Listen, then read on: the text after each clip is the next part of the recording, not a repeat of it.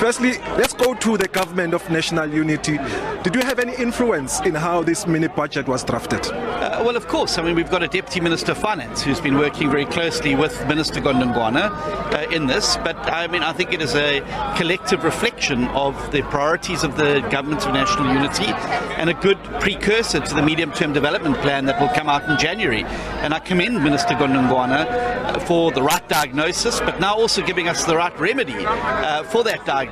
And I think that I'm very excited about us taking these first tentative steps onto a new path of fiscal responsibility and hopefully growth and jobs for more South Africans as a result thereof.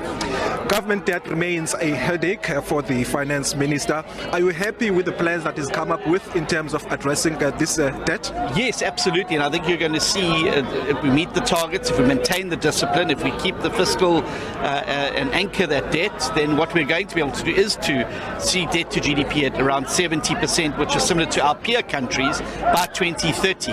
And I think that's where we need to be targeting. We cannot continue with runaway debt. I'm also particularly pleased that we're moving from consumption spending to spending on investment and in infrastructure that's going to return greater income for South Africa. And of course, as a Minister of Agriculture, delighted about the interventions around structural reforms on rail and also on the Cape Town port. Very, very important for the agricultural sector of the country.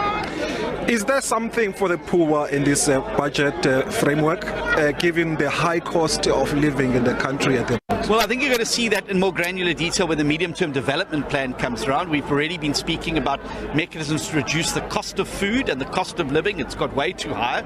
But remember, growth is the rising tide that lifts all boats.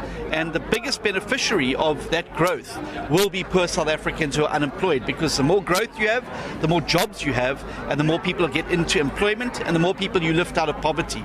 And so the growth agenda, the growth and jobs agenda, and the anti-poverty agenda has to make sure that we have to maintain discipline on that path to be able to make sure we hit those goals. We have to get more people into work. The only way we do that is getting our